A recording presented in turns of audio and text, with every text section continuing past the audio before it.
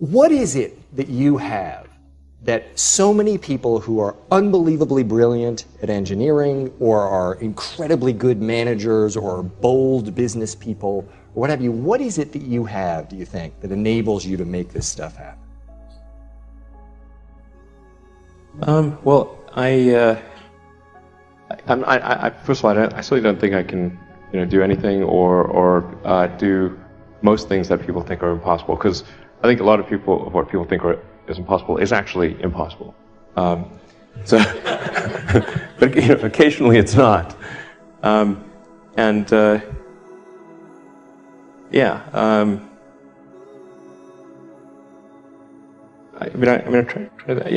guess it's. I don't think I've said this before. I think it's helpful to have kind of a physics framework for looking at things. Do a first principles analysis, look for negative feedback, and really believe in what you're doing, but not just from a blind faith standpoint. Like to have really thought about it and say, okay, this is true. I'm convinced it's true, and I've tried every angle to figure out if it's untrue, and sort negative feedback to figure out maybe if I'm maybe wrong. But then after all that, it still seems like this is the right way to go. Then that I think gives one a fundamental conviction and an ability to convey that conviction to others, and to convince them to join.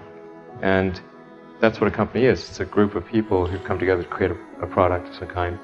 And so if you can convey that and answer the concerns that people have, convince them that this is something that needs to be done, it's important, and here is a path to do it, even if that path has a lot of danger associated with it and risk, and maybe it won't succeed. But people can understand, okay, this is why it's important, and even if the odds are that it won't succeed, it's worth trying to do it. Then I think you can create a great company. And just being really rigorous in making that assessment, because people tend to, a natural human tendency is wishful thinking.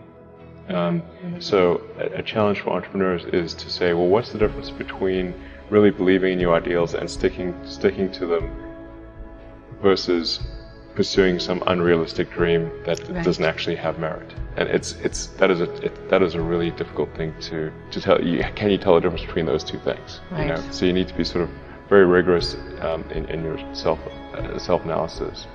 I think certainly extremely tenacious, and then just work like hell. I mean, you just have to put in 80 to 100 hour weeks every week.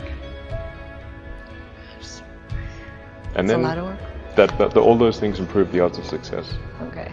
I mean, if other people are putting in 40-hour work weeks and you're putting in 100-hour work weeks, then even if you're doing the same thing, you know that in 1 year you will achieve what they achieve. You will achieve in 4 months what it takes them a year to achieve.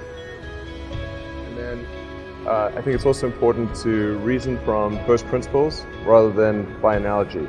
So the normal way that we conduct our lives is we reason by analogy.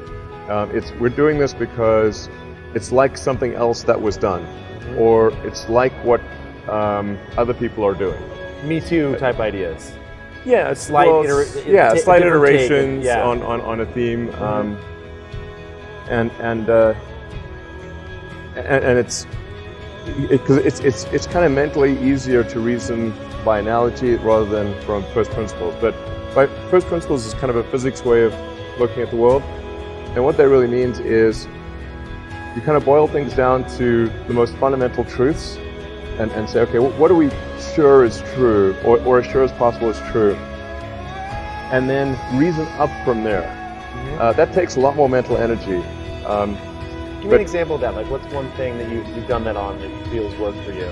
Sure. So somebody could say, in fact people do, that battery packs are really expensive and that's just the way they'll always be, because that's the way they've been in the past. You're like, well, no, that's pretty dumb, because if you applied that reasoning to anything new, then you wouldn't be able to ever get to that new thing.